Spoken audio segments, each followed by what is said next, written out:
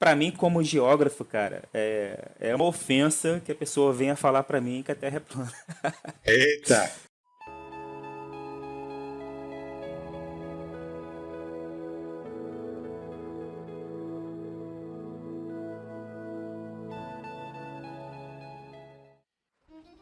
Shalom! Você está em mais um episódio do podcast Exegese e Exposição. Eu sou Davidson Bignon, sou mestre em Ciências da Religião, sou pastor congregacional, professor de exegese bíblica e também publisher editorial. Para mim é um grande prazer ter você aqui acompanhando todo o conteúdo que eu tenho colocado todas as semanas aqui neste programa. Seja bem-vindo a mais um episódio. No episódio de hoje, nós vamos entrevistar o professor de Geografia, Vernon Chaves Barros. Ele é professor de Geografia nas escolas municipais. Ele tem também uma paixão muito pessoal sobre a geografia bíblica. E é sobre esse tema que nós vamos tratar hoje na conversa. Muito bem, é um prazer ter você conosco aqui, professor Vernon. Prazer é meu estar aqui com vocês para mais esse episódio aí dessa série de conteúdo do Pastor Davidson. Para mim é um prazer estar aqui. Muito bem, o prazer é todo nosso de estar recebendo o irmão aqui para conversarmos sobre como a geografia bíblica pode ser importante para o nosso trabalho de estudo bíblico avançado usando a exegese bíblica.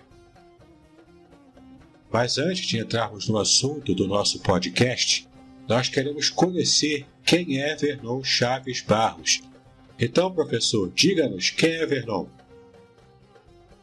Bem, sou professor de Geografia, né? Me formei pela UERJ-FFP em licenciatura plena e também sou especialista em análise ambiental e gestão do território. Sou casado, minha esposa Bianca, e tenho um filho de 2 anos chamado Nicolas. Então, resumindo, essa é a minha vida pessoal, bem resumindo mesmo. Muito bem, e o irmão dá aula nas escolas municipais aqui no Rio? Dou aula na Escola Municipal João Brasil em Niterói e na Ricardo Augusto em Duque de Caxias. Ambas são escolas municipais onde trabalho com ensino fundamental, com crianças que variam de 12 anos até 16, depende também, né, da turma. Eu soube de uma notícia peculiar. Quando você conheceu a sua esposa, ela era antigamente a sua aluna, é isso mesmo? Exatamente, ela foi minha aluna, né, e em 2012, aí em 2016 retomamos o contato, nos aproximamos e casamos. Muito bem, que bacana, né? Uma história bacana. Professor Vernon, qual a denominação na qual você serve a Cristo? E quais as atividades eclesiásticas que você exerce nessa denominação? Bem, eu sou da Igreja Batista desde da minha adolescência, meus 12 anos. E uma coisa que eu esqueci de falar, foi lá que aprendi a tocar teclado, né? E desde então também sou músico da igreja, trabalho com louvor. E agora sou membro da primeira Igreja Batista em São Gonçalo. Show de bola! Então você é levita, né? Como o povo diz aí, que você fica levitando, assim, não? Realmente também não concordo muito com essa denominação de levita não, né? Mas, grosso termo, levita. Tá certo. Então o irmão é dedicado à música na igreja e dedicado ao ensino de geografia nas escolas municipais. E como paixão, o irmão gosta de estudar sobre geografia bíblica. O irmão já deu alguma palestra sobre geografia bíblica? Já sim, né? Já fui convidado para dar palestra sobre como ler os mapas bíblicos, por exemplo, em eventos de cursos de EBD, né? E é bem interessante porque a geografia traz uma luz muito legal sobre a Bíblia. É importante que a gente tenha esse conhecimento para poder auxiliar na nossa compreensão. Ah, então que ótimo. Então você que gosta de estudar exegese bíblica vai curtir bastante o conteúdo deste podcast. porque neste episódio você vai ver como a geografia bíblica pode instrumentalizar o seu trabalho de exegese. Vamos então começar já a falar sobre suas experiências, quais os seus acertos e erros no estudo e no ensino de geografia bíblica. Bom, para falar das minhas experiências, vamos ter que remontar o tempo, né? Quando eu me converti na Igreja Batista de Porto da Madama, né? Lá que teve meu primeiro contato, né, com a Bíblia, através de uma organização de menores, adolescentes de 9 a 16 anos, e era um deles. Lá foi apresentada a Bíblia. Essa igreja é em São Gonçalo, né? É em São Gonçalo, bairro de Porto da Madama. Siga, por gentileza. Aí nessa organização tinha eventos, gincanas, prática de esportes, né? E as igrejas, as embaixadas de cada igreja participante, né, geralmente iam para congressos onde tinham vários tipos de gincanas, de debates bíblicos. E isso sempre me, né, instigou, né, para poder estudar a Bíblia e poder competir nesses debates. Foi aí que tive o contato com a geografia bíblica, a princípio, né, onde eu disputava sobre conhecimento geográfico com outras igrejas, com outros embaixadores de outras igrejas ao redor do Brasil, do estado, do município de São Gonçalo. Era bem legal, era bem divertida esses congressos, né, essa disputa. Foi o pontapé que teve, né, para eu poder me dedicar mais a esse assunto. Bacana. Mas quais são os seus erros e acertos no estudo da geografia bíblica, que foi a pergunta, né, inicial? Desculpa. Acontece. Em relação a erros e acertos, né, acredito que eu posso falar no termo de faculdade. Né? Quando você vai para uma faculdade de geografia, né, lá você tem muitas questões, muitos questionamentos sobre a sua fé, né? E nesse inteirinho, né, você acaba tendo algumas dúvidas, né? Você tem que buscar mais conhecimento para poder até se precaver, né, para poder consolidar a sua fé. Aí, nesse esquema, né, tivemos erros, né, porque nós pensamos, por exemplo, que a geografia era uma coisa, a geografia bíblica era uma coisa, mas na verdade era outra completamente diferente. E o erro que eu falo é porque a gente tenta desprezar a ciência, botar à parte. E a ciência, ela complementa a Bíblia, ao meu ver. Eu acho um erro muito ruim o fato de negligenciarmos a ciência para estudar a Bíblia como um todo. Inclusive uma outra ciência que é bastante parceira da geografia bíblica, que é a arqueologia, né?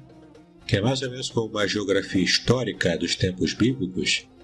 E eu tenho certeza de que essa também é uma ciência que corrobora bastante no estudo da exegese. É verdade, eu preciso falar uma coisa também em relação à minha própria experiência, né? Quando entrei na faculdade, eu já tinha lido a Bíblia, já tinha uma visão sobre geografia bíblica, né? E durante o meu curso de geografia, como eu falei, vieram aquelas questões, aquelas dúvidas e questionamentos, né? Mas o legal foi que quando eu li a Bíblia novamente, tudo se encaixava como se fosse um quebra-cabeça. Assim, foi como se Deus estivesse falando comigo sobre questões, e foi maravilhoso ter esse conhecimento expandido, né? Uma coisa que era restrita à Bíblia, de repente a minha mente abriu e pude ver com mais clareza, mais amplamente, tudo aquilo que a Bíblia fala em termos da natureza, em termos das coisas que Deus criou, e são gigantescas, né? E tudo isso tem um encaixe perfeito com a geografia. Isso me fascinou muito na época e continua me fascinando ainda hoje. Muito bem. Professor Vernon, diga-nos quais as vantagens do exegeta estudar a geografia das terras bíblicas. O estudo da geografia dessas terras, que são mencionadas na Bíblia, são muito importantes para auxílio, né, no entendimento, dar uma compreensão mais apurada dos fatos que ocorreram, dos relatos sagrados, né, completa informações, dando mais consistência, né, e relevância, dando mais autenticidade, né, aos fatos. E também serve como defesa da fé cristã, principalmente com auxílio da arqueologia, né? Porque quando você tem lá cidades mencionadas na Bíblia e quando a arqueologia vai lá e comprova que elas existiram, né? Como tem em muitos casos, isso também acaba corroborando ainda mais o relato bíblico. Que isso aí, perfeito. Então aquele que se dedica a esse estudo consegue ter uma abrangência maior no seu conhecimento. Verdade. Então, em sua opinião, todo estudante da Bíblia deve se esforçar para conhecer e estudar a geografia bíblica? Com certeza, né? Porque a Bíblia, ela faz o esforço, né, de geolocalizar, georreferenciar os eventos. Não é à toa que ela faz isso. Se ela tem essa preocupação de mostrar pra gente onde ocorreu tal fato, então acho que é importante a gente estar, por exemplo, né, tendo esse conhecimento geográfico. Por exemplo, vou ler alguns versículos aqui que mostram claramente isso. Exemplos. Havia um homem na terra de Uz, cujo nome era Jó, e este era um homem íntegro, reto e temente a Deus, e se desviava do mal. Jó 1:1. Ou seja, referenciou um acontecimento na terra de Uz. Outro exemplo. Em Mateus 4:25 fala: E seguia-o uma grande multidão da Galiléia, de Decápolis, de Jerusalém, da Judéia e de além do Jordão, do Rio Jordão no caso, né? Novamente a Bíblia aí georreferenciando os relatos. Mais um exemplo, tem vários aqui, estou dando só 3, por exemplo. E passando pela Frígia e pela província da Galácia, foram impedidos pelo Espírito Santo de anunciar a palavra na Ásia. Atos 16:6. Novamente vemos referências, né, geográficas sendo usadas amplamente pela Bíblia.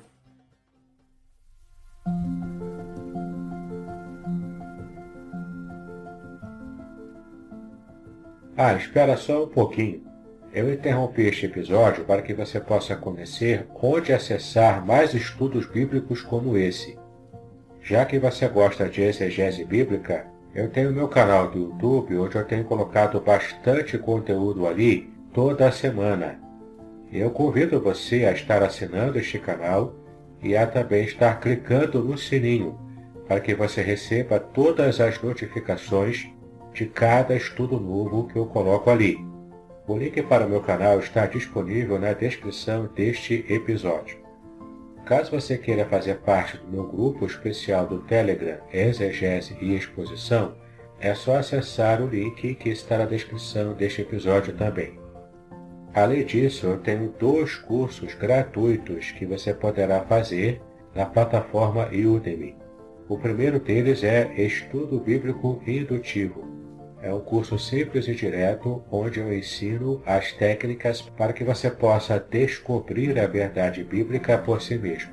O outro curso gratuito que eu tenho na plataforma Udemy é o curso sobre a nova homilética, onde eu ensino técnicas modernas para que você possa pregar a palavra de Deus com muito mais impacto para a geração atual.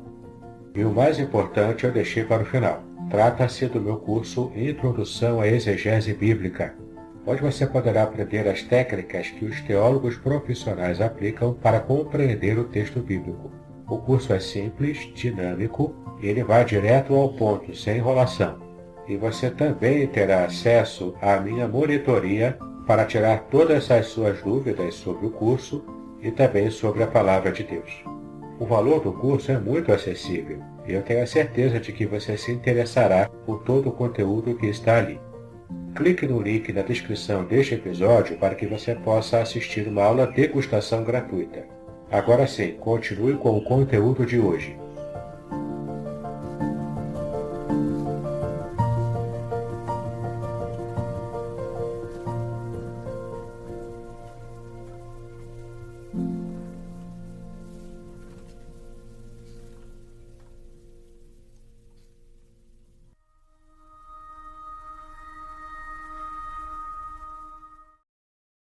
Muito bem, agora estamos entrando na segunda parte da nossa entrevista com o professor Vernon Chaves Barros e vamos falar agora sobre o cerne da nossa entrevista, que são os temas propriamente geográficos. Vamos ver como a geografia bíblica pode realmente nos ajudar a compreender melhor um trabalho de exegese bíblica. Professor Vernon, o que é geografia bíblica e quais as similaridades com a geografia comum? É uma pergunta muito importante, porque a geografia bíblica, ela podemos dizer que é um ramo da geografia comum. Então é preciso agora, nesse momento, estar falando sobre o que é a geografia comum para poder, enfim, voltar para a geografia bíblica.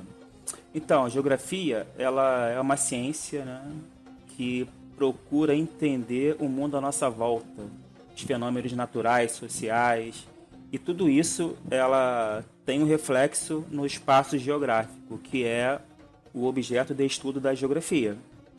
Agora, eu particularmente tenho uma visão um pouco diferente da geografia bíblica tradicional, que é uma visão mais, digamos assim, descritiva das terras bíblicas, né? Chega lá, Rio Jordão, deságua no Mar Morto, tem as cidades, tudo mais. Uma geografia muito descritiva.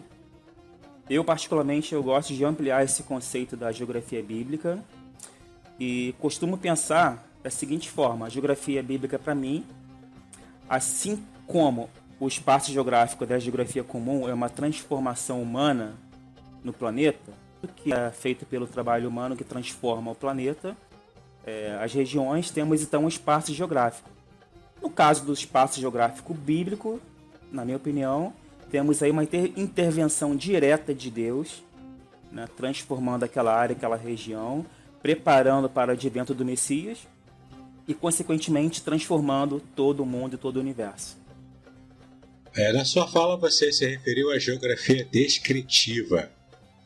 Em que consiste a geografia descritiva e existe um outro tipo de geografia também, além da descritiva? Sim, tem a geografia crítica, né? Geografia analítica, que são ramos diferentes da geografia, são modos de olhar diferentes da geografia. No caso, em questão a descritiva, nada mais é do que você olhar ali aquela região e descrever assim todos os pormenores daquela região, população, clima, economia, a parte natural, ou seja, é uma geografia que descreve aquele contexto histórico. É importante, muito importante. Mas para mim, como falei, é muito mais amplo do que isso. Exato. No caso, essa é a geografia descritiva que o estudante da Bíblia precisa se ocupar para que possa entender a passagem bíblica, não é isso? Isso, para contextualizar ali as questões pertinentes àquela sociedade daquele tempo, o contexto geral geográfico daquele arcabouço ali naquela época de Jesus, anteriormente também. Você falou em contextualizar. E contextualizar eu sou bom, eu entendo. É verdade, né? A editora contextualizar, né? Eu ia complementar com mais uma coisa. Sim, quando eu falei que o espaço geográfico bíblico, no caso, seria uma intervenção de Deus, uma transformação de Deus naquela área, com um objetivo. Eu vou ler aqui um versículo que acho que explica bem esse objetivo, né? Que é de tornar a congregar em Cristo todas as coisas, na dispensação da plenitude dos tempos, tanto as que estão nos céus, como as que estão na terra. Filipenses 1:10. Porque nele foram criadas todas as coisas que há nos céus e na terra, visíveis e invisíveis, sejam tronos, sejam dominações, sejam principados, sejam potestades, tudo foi criado por ele e para ele. Isso é muito importante. Tudo foi criado por ele e para ele. Colossenses 1:16. E complementando, e que, havendo por ele feito a paz pelo sangue da sua cruz, por meio dele reconciliasse consigo mesmo todas as coisas, tanto as que estão na terra como as que estão no céu. Então eu acho que esse foi o papel da intervenção de Deus naquela região, né? O que ele fez naquela época, o que Jesus fez por nós lá naquele lugar, Jerusalém, nas proximidades do Mar Morto, que é o local mais profundo do planeta, uma depressão absoluta. Aquilo que ocorreu lá teve amplitude mundial. Tanto é que estamos aqui na América, né, ouvimos sua palavra, estamos aqui falando, né, sobre ela. Ou seja, a intervenção de Deus é universal. Amém. Até fortalece a nossa fé, né, de modo até bastante espiritual mesmo, né, como você frisou agora. Exatamente. Na resposta. Professor, Os rios Tigre e Eufrates são os mesmos que cortavam o Éden? Se sim, que evidências se pode apresentar? Os rios podem ter mudado seus cursos durante o dilúvio? Essa é interessante, hein? E aqui é aquela parte, né, que foram as perguntas que foram enviadas para nós, né, justamente para poder serem respondidas aqui. Em relação a essa pergunta do rio Tigre e Eufrates, se eram os mesmos, acredito que sim. Por quê? São rios que sempre foram muito conhecidos naquela região, né? E na época em que o Gênesis foi escrito, né, esses rios já faziam parte do cotidiano das pessoas. Principalmente o rio Tigre e Eufrates, né, que formam ali a Mesopotâmia, né? E o interessante é que ainda faltam 2 rios aí, o Gion e o Pison, que a gente não tem assim uma ideia clara do que possa ter ocorrido com eles. Eu tenho as minhas teorias, né? Posso apresentar aqui para vocês. Pode ficar à vontade. Onde estão esses rios, né? Historicamente falando, aquela região ali do Oriente Médio é uma região desértica. Ela fica nas imediações do Trópico de Câncer. E se formos comparar essa região em outros lugares do planeta, todas as regiões são desérticas mesmo. Não é uma coincidência. E o fato de ser uma região desértica, isso traz um valor ainda maior para a questão dos rios ali presentes. Por exemplo, na história se fala que a Mesopotâmia, o crescente fértil, foi o berço das civilizações.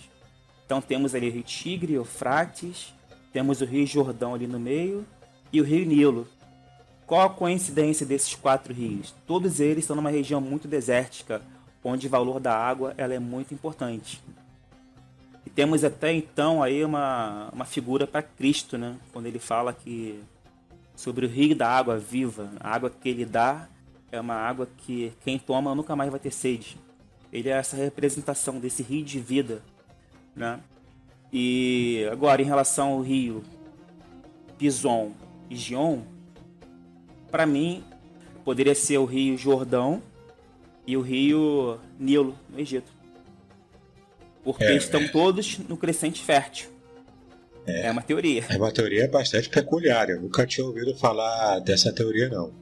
Até porque esses 4 rios, né, Rio Nilo, Rio Jordão, Rio Tigre e Eufrates, estão nessa região desértica. Eles foram um berço, rios que deram origem à nossa civilização, da qual nós herdamos tudo aquilo que nós temos hoje.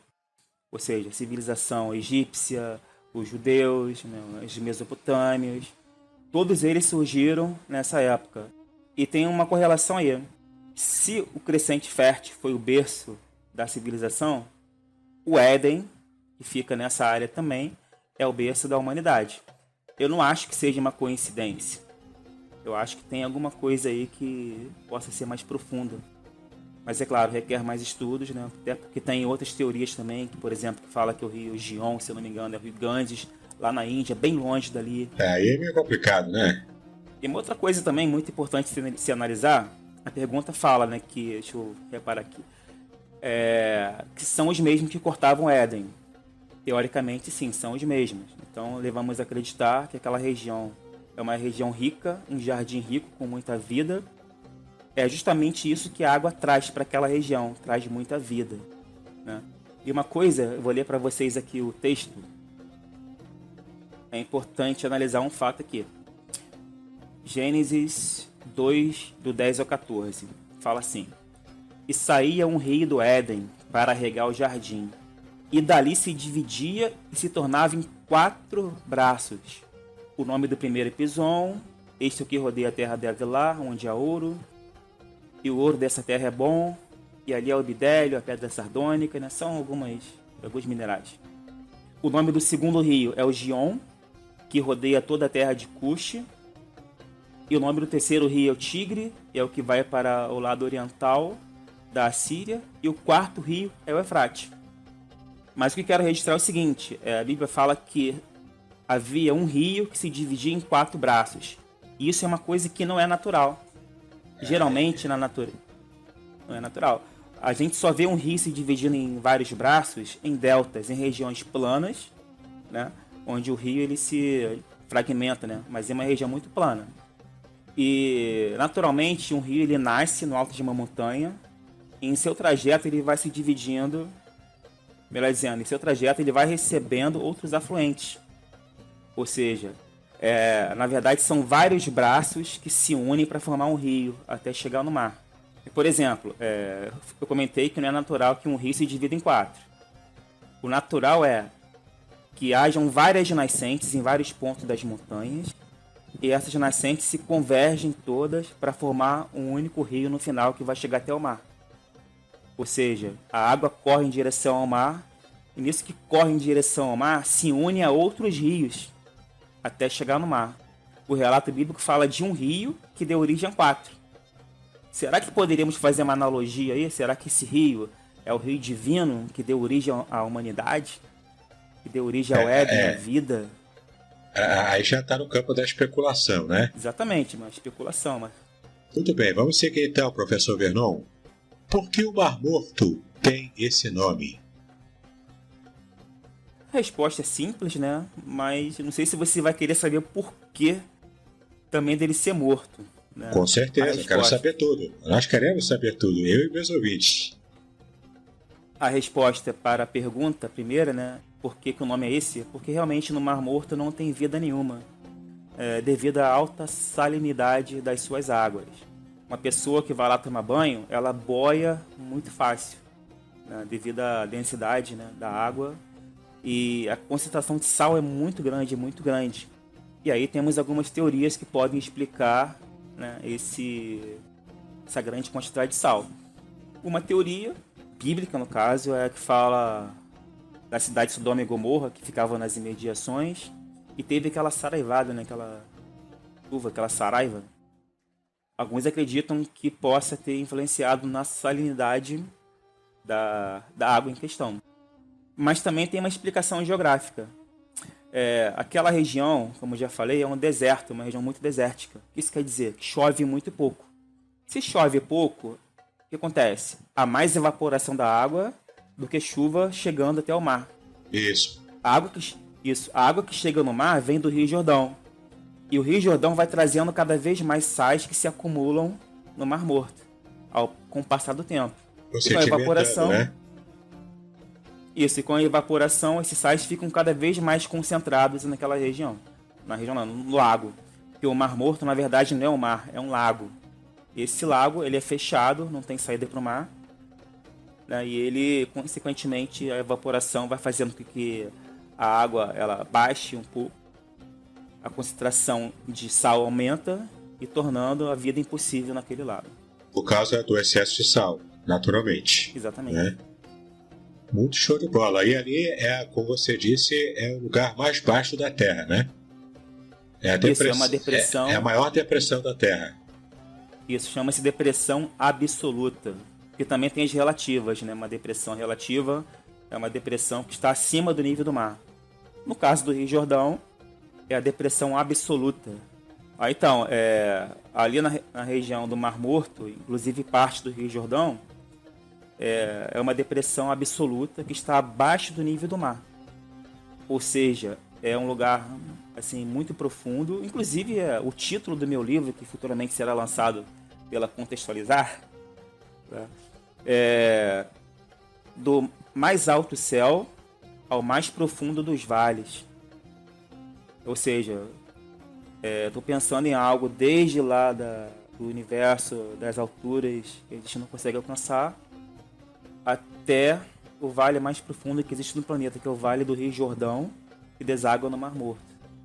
Então, é uma ideia que eu tenho para o título do meu livro, que sairá em breve, se Deus quiser. Muito interessante. Eu terei prazer em trabalhar no seu projeto e lançarmos esse filhão seu aí para marcar também a posteridade, né? Ser mais um livro de ajuda àqueles que se dedicam ao estudo da Palavra de Deus com profundidade.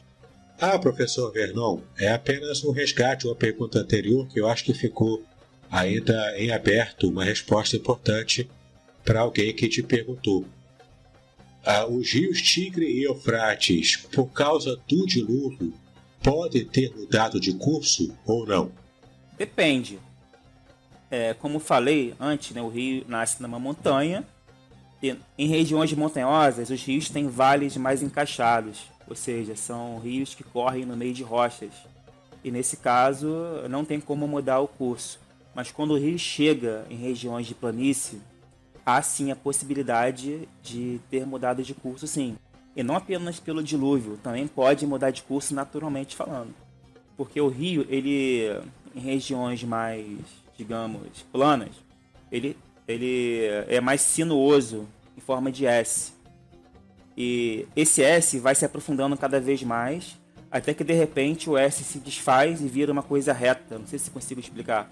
Até novamente o rio fazer novamente essa forma de S. É um processo que leva-se anos e anos, né? Mas sim, pode haver mudança de curso, sim. Então, muito bacana. O nosso ouvinte que fez essa pergunta, acredito que já esteja satisfeito, né? Então vamos seguir aqui, Vernon, com mais perguntas, porque temos várias perguntas e temos que seguir com o nosso cronograma.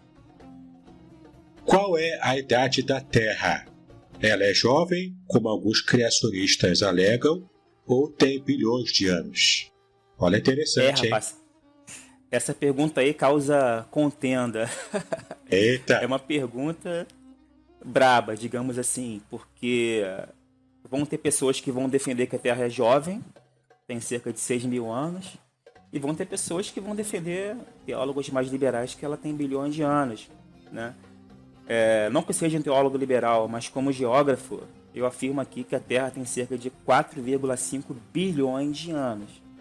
Logo, não pode ser uma Terra jovem, né? E existem muitas evidências acerca disso.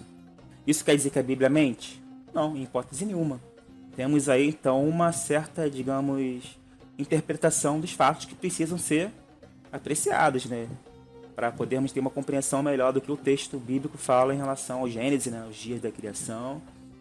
Acredito que temos que levar isso mais a fundo para poder explicar melhor essa situação. Mas será que há alguma forma de conciliação dessas duas formas de datação ou não? Sim. Inclusive, no meu livro eu também vou falar sobre isso mais detalhadamente. Mas aqui posso adiantar para vocês o seguinte. Não tem como ter sido a criação realizada em apenas 7 dias. 6 dias, no caso, né? Literais. Por quê? Primeira evidência. O dia como nós conhecemos, né, ele foi criado no 4º dia da criação. Foi a existência do Sol e da Lua, das estrelas, foram trazidas à criação no 4º dia. E são eles que regulam o tempo. Sol, a Lua, a rotação da Terra. Se não fossem esses ingredientes, não haveria dia de 24 horas. Ou seja, então pode-se dizer que antes do 4º dia já não havia dias de 24 horas. Então, para mim, os dias que a Bíblia está trazendo para nós são mais representações, digamos, fugiu a palavra agora, mas são tipo... Dias eras. É a teoria dos dias eras, né? Exatamente. As eras geológicas, no caso, né? Cada era tem a sua... seu nome, né? Tem Permiano, Cambriano, Ordoviciano, ou seja... Claro que não coincide exatamente com 6 dias da criação, né? Para isso, teríamos que fazer uma análise mais profunda para poder encaixar. Mas o que eu posso adiantar também, até mesmo repartindo para o hebraico, uma vez você até me falou, né, que a palavra Yom para dia, Yom, ela pode ser empregada tanto para dias literais quanto para eras. Estou certo ou estou errado? Você pode confirmar isso? Para um período, né? Posso até depois preparar algum PDF para colocar para os meus ouvintes, 10 seguidores, colocar uma definição sobre Yom, né, com os dicionários, que a gente pode aproveitar melhor. Mas sim, o Yom ele pode também significar um período indefinido de tempo, embora a tradução preferível seja dia mesmo. Inclusive, é bom também reiterar que quando Moisés escreveu o relato do Gênesis, né, a intenção maior dele era dizer que Deus criou tudo. Esse era o objetivo do escrito. Fazer uma contraposição com as cosmogonias de outras nações pagãs, né? Exatamente. E nisso, vamos supor, se o Moisés utilizasse uma linguagem muito científica, ele conseguiria transmitir essa mensagem para os seus conterrâneos? Até porque não era também a pegada da época de Moisés, né? O objetivo não era ser científico, eles nem tinham essa noção. Seria um anacronismo, né? Quem critica a Bíblia acusando-a de ser anticientífica está cometendo um erro crasso de anacronismo histórico. Concorda comigo ou não? Concordo. Inclusive, um grande cientista, né, que falou sobre o movimento dos planetas, o Kepler, olha só o que ele falou, uma coisa muito interessante. Quando ele fala da escritura, ele fala o seguinte: devemos tanto menos exigir da escritura sobre este ponto, quanto é certo que ela, se abandonasse a linguagem ordinária para tomar da ciência e falar em termos obscuros, que não seriam compreendidos por aqueles a quem ela quer instruir, confundiria os fiéis simples e não conseguiria o fim sublime a que se propõe. Kepler falou isso. Interessante. Ou seja, a Bíblia ela foi escrita com o objetivo de mostrar que Deus é o criador de tudo. Mas, ao mesmo tempo, isso que é o legal, ela traz pra gente fatos científicos muito interessantes. Né? Embora o objetivo não seja ser científica, né? Exatamente. E uma coisa que também que eu gostaria que o ouvinte raciocinasse comigo é na pessoa de Deus. E, por exemplo, vamos imaginar que Deus ele está preso a um ponto da Terra específico durante a criação. Aí passaria dia, noite, ele veria o tempo passar. Só que eu acho que isso é limitar Deus ao espaço e ao tempo. Porque Deus ele é fora do espaço e fora do tempo. Então, quando a gente fala que Deus criou em 7 dias, por exemplo, em 6 dias, às vezes parece que Deus está criando, vendo o dia passar em um ponto específico da Terra. Ou seja, o Sol nasceu, o Sol se pôs, foi a tarde e amanhã o dia 1º, a tarde e amanhã o dia 2º, e Deus lá, circunscrito a um ponto da Terra.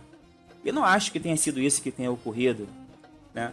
Deus é onisciente, onipresente, então ele estava aqui no Rio de Janeiro, lá no Japão, do outro lado do mundo, fazendo parte da sua criação. Então eu acho meio perigoso usar o tempo para poder explicar esse relato bíblico do Gênesis. Até porque também acho que isso é interessante também, não sei se você concordaria com isso, mas quando a Bíblia fala a tarde e amanhã, por que está invertido? Por que não é amanhã e a tarde? Já parou para pensar sobre isso? É um hebraísmo, na verdade. É uma forma muito antiga hebraica de fazer referência, né? Mas de fato está invertido. É tarde e manhã. Será que ele não queria dizer com isso que o tempo... Isso é uma pergunta, não estou afirmando, né?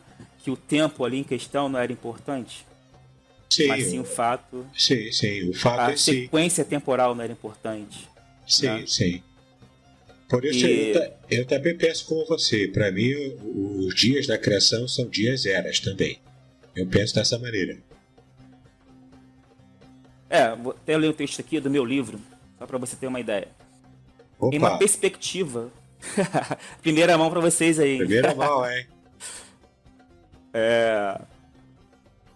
Em uma perspectiva, o sentido global, Terra como um globo, depois vamos falar sobre isso, né?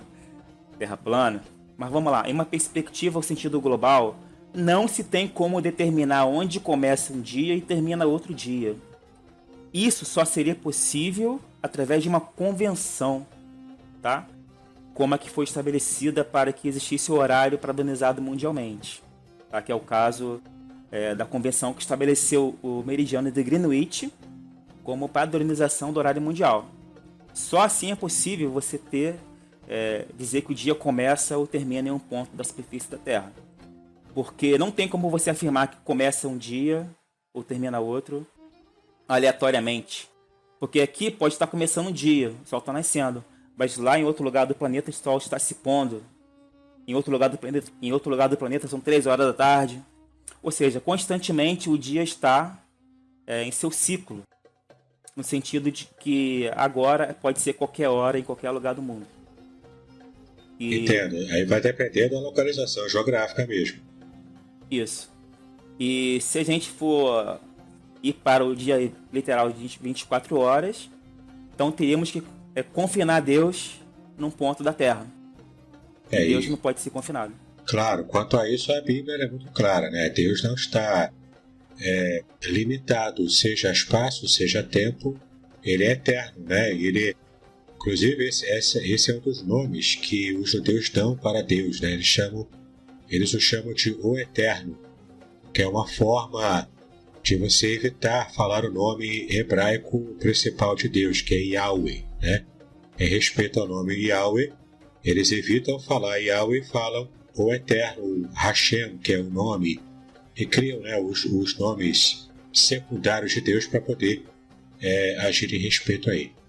Justamente para não limitar a Deus, né? E a gente é bobo, a gente acha que com a teologia a gente consegue limitar Deus. Ninguém consegue limitar um ser que é infinitamente superior a cada um de nós. E só para finalizar esse assunto, sim, gostaria de fazer uma pergunta. É uma pergunta retórica, né? Mas eu acredito que graças a Deus, certa... eu não preciso responder a pergunta retórica. Vamos lá para a pergunta. Deus criou o mundo em 6 dias, né? Correto? Você pode responder nesse caso. Sim, a Bíblia diz 6 dias. Se Deus é poderoso, por que ele não criou tudo em 1 segundo? Pergunta para ele. Você não tem como saber, né? Acho que ninguém tem como saber. Só ele mesmo, né? Exatamente, mas isso da nossa perspectiva humana. Temos que...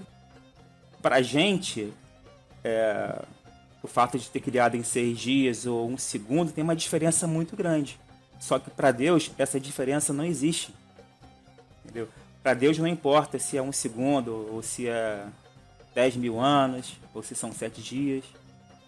Isso é muito simples até de entender, professor, porque a nossa mente ela é completamente limitada a esse pensamento voltado ao tempo e ao espaço. Essa é uma prisão que Deus colocou a gente. E a gente não consegue conceber outra forma de imaginar o universo e o mundo, e claro, o próprio Deus, que não seja dessa maneira, não é? Exatamente. E tem até um trecho de um livro que eu gosto muito, que eu gostaria de ler aqui com vocês. É do Norman Geisler, acho que é assim que se fala o nome dele. Geisler, ele é muito bom. Gosto muito de Norman Geisler. Olha o que ele fala. Porque se Deus é simples, os seus pensamentos não são sequenciais, mas simultâneos. De modo contrário, se Deus não é simples, então ele pode pensar com sucessão temporal. E, como alguns têm mostrado, se Deus é temporal, então é também espacial. Aliás, um Deus assim seria mesmo material. E se Deus é limitado às esferas temporal e espacial, ele não pode pensar mais rápido do que a velocidade da luz. Assim, ele não seria nem mesmo capaz de conhecer a totalidade do universo em um determinado instante, para não falar no conhecimento infalível do futuro. Além do mais, se Deus é ilimitado, ele está sujeito à desordem e à lei da entropia, isto é, sua energia utilizável está diminuindo. Assim, em última instância, Deus seria exaurido. O que quero dizer com isso? Na criação, até o Norman Geisler também afirma isso, não é sequencial a criação de Deus, mas simultânea. Ou seja, para a gente é sequencial. Primeiro dia, segundo dia, terceiro, quarto, quinto, sexto. Só que para Deus é simultânea. É como se a criação toda acontecesse ao mesmo tempo. Então, para ele, não tem sentido ser em 7 dias ou 1 segundo. Para a gente tem. Mas também tem uma resposta para isso, que vai estar no meu livro, que eu não vou responder aqui, não. Aí você vai dar spoiler, né? Aí eu vou dar spoiler. Não dá para dar spoiler. Mas é interessante porque, para nós, é uma quebra total de paradigmas. Não é? Verdade. Pensar dessa maneira é uma quebra total de paradigmas. Ótimo. Então, a próxima pergunta é: existe prova ou argumento bíblico para o continente hipotético que chamam de Pangeia? Bom, biblicamente, né, se formos usar o Gênesis, fala que apareça a porção seca. Não sei se no hebraico se refere a uma porção seca só, ou se está subentendido que são várias porções secas, né? Posso Mas a ideia olhar, que eu tenho... posso dar uma olhadinha lá, para depois fazer talvez um episódio até de podcast exclusivo sobre esse assunto. Mas a ideia que a gente tem, né, quando lê o texto, tá falando a porção seca, como se fosse uma porção seca, não é isso? E o termo grego, pangeia, significa pan, todo, né, e geia, terra, né? Toda a terra, né? Operada num lugar só. Concentrada num lugar só. E enquanto o mar chama-se Pantalassa. Todo mar, pan, né? Todo, Talassa, mar, em outra parte do globo, digamos assim. Então, essa seria uma evidência de que estava tudo concentrado, mas cientificamente temos uma evidência muito forte de que toda a Terra estava realmente unida. Vou mostrar para vocês aqui um mapa que mostra. Vamos para ver aí? Eu consigo ver, mas quem está nos ouvindo em podcast não vai enxergar o mapa. Mas quem estiver assistindo em vídeo vai conseguir. Mas eu posso depois pegar com o professor Vernon a imagem e colocar num PDF que eu vou disponibilizar gratuitamente para quem estiver ouvindo em podcast. Pois não, professor, pode continuar. Então, esse mapa aí mostra claramente a América do Sul e seu encaixe perfeito com a África. Ou seja, esse encaixe aí, né, há 130 milhões de anos atrás, era assim. Repare que eu falei 130 milhões de anos atrás. Está assumindo a terra velha, né? A terra antiga. Exatamente. E temos várias evidências que corroboram isso. Posso até comentar sobre elas depois. Mas o fato já foi unida. Agora, vou largar o mapa aqui. Temos algumas teorias interessantes, até biblicamente falando sobre isso também. Uma das teorias que eu gosto muito de estar comentando está lá em... Deixa eu procurar aqui... Gênesis 10, 25. Fala o seguinte: a Éber nasceram 2 filhos. O nome de um foi Peleg, porquanto em seu dia se repartiu a terra. E o nome do seu irmão foi Joquitã. Repara nessa ênfase que a Bíblia dá ao Peleg. Nos seus dias se repartiu a terra. Será que ela está se referindo à separação dos continentes? É uma possibilidade, embora essa expressão partir a terra, né, a expressão Eretz, em hebraico, ela também metonimicamente pode se referir à terra de Israel, a terra prometida. Mas que não é o caso, Gênesis ainda não estava em voga a questão da terra prometida. Aí, de fato, era anterior ao Êxodo. Então é possível, eu posso até fazer também mais uma ideia de podcast, né? Mais um episódio, talvez respondendo, então tentando procurar a resposta para essas questões interessantes que você está levantando aí. Mas prossiga então. Inclusive, vamos supor, no dia de Peleg se repartiu a terra. Ou seja, já havia humanos, digamos assim, vivendo contemporaneamente essa divisão da terra. Bom, se formos pensar na divisão dos continentes, se fosse uma divisão rápida, teriam muitos fenômenos associados a isso. Terremotos, maremotos, vulcanismo, mudanças climáticas, e isso não passaria despercebido daquelas pessoas que viveram naquela época. E também eu não acredito que tenha acontecido dessa forma, tão rápida. E o registro geológico do fundo do mar, inclusive mostra que, por datação, e mostra também que... Já ouviu falar de polo magnético? Sim. Da Terra que se inverte? Não, da Terra que se inverte não, mas o polo magnético nos ímãs a gente conhece, né? Eu não sei se Exatamente. Você falei por baixo ou tem alguma coisa a ver? O polo magnético, agora que nós estamos convivenciando, é o polo magnético norte.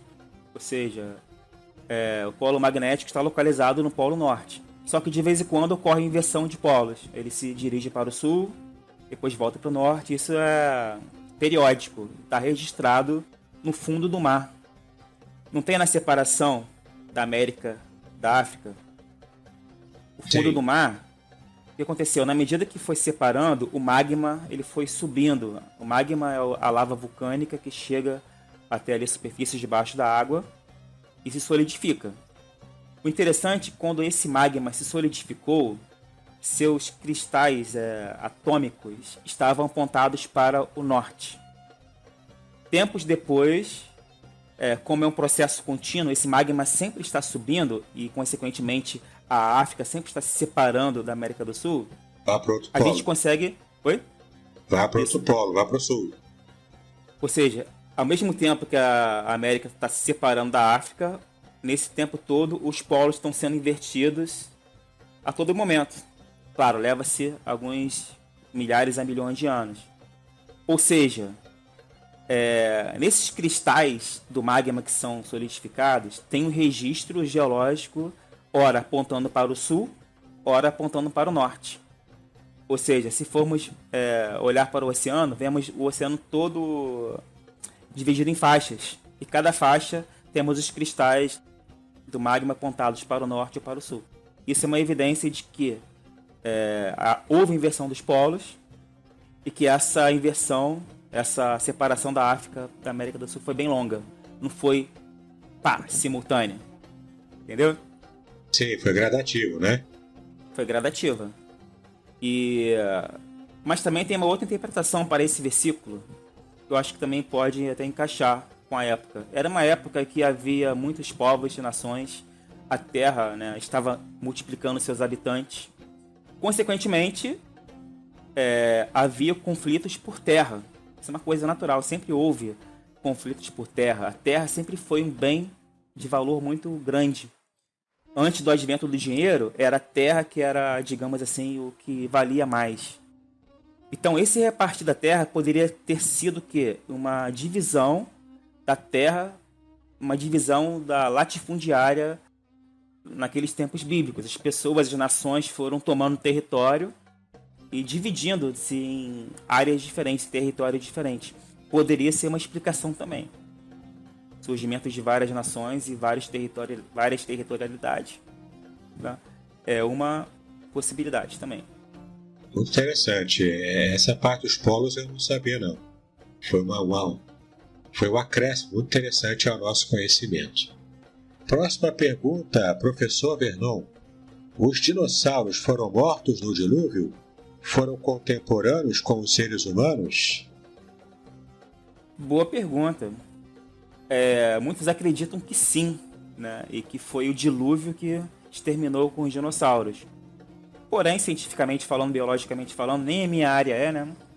Em termos de biologia, mas paleontologia também.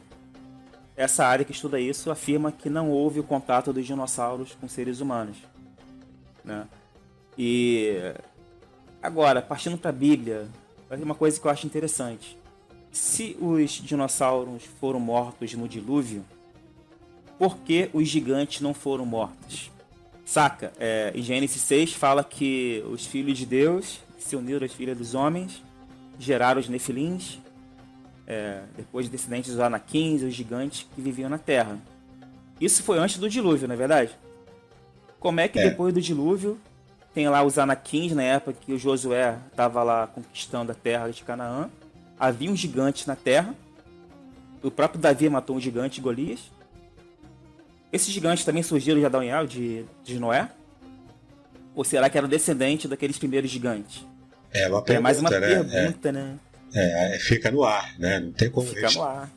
Não tem como termos uma resposta. Só para que os nossos ouvintes possam entender, aqui, quando a gente fala em gigante na Bíblia, os Nefilims, ali não está se referindo a gigantes do tamanho de um prédio, estilo João Pé de Feijão, né? Não é nada nesse nível. Mais ou menos é o quê? Uns 2 metros de altura? Ou um pouco 3. mais? Oi? 3 metros. De 2 a 3 metros de altura é o máximo que a gente pode imaginar dos tais gigantes que existiam na época bíblica, não é isso? Eu me lembro que, por exemplo, na década de 90, na internet ainda engatinhando aqui no Brasil, que na época que eu usava o falecido Orkut, que surgiu uma foto que depois eu vi e descobri que era uma fotomontagem. Isso, eu lembro. De um gigante, uma caveira de um gigante enorme, assim, um cara escavando ali. Aquilo foi fake, rapaz. E na época eu não tinha ainda conhecimento disso, eu era jovem, estudante ainda. Comecei a replicar aquilo no Orkut e levei uma reprimenda de um pastor, professor meu de seminário na época, dizendo: você está espalhando coisas erradas aí, né? Porque na época nem existia o termo fake news, né? Você está compartilhando notícias falsas. Aí que eu quase caí minha cara de vergonha, né? Quando eu descobri que aquilo era falso. Mas agora a pergunta que eu faço a você: você não acredita que existiram gigantes bíblicos? Sim, a Bíblia diz os Nefilins.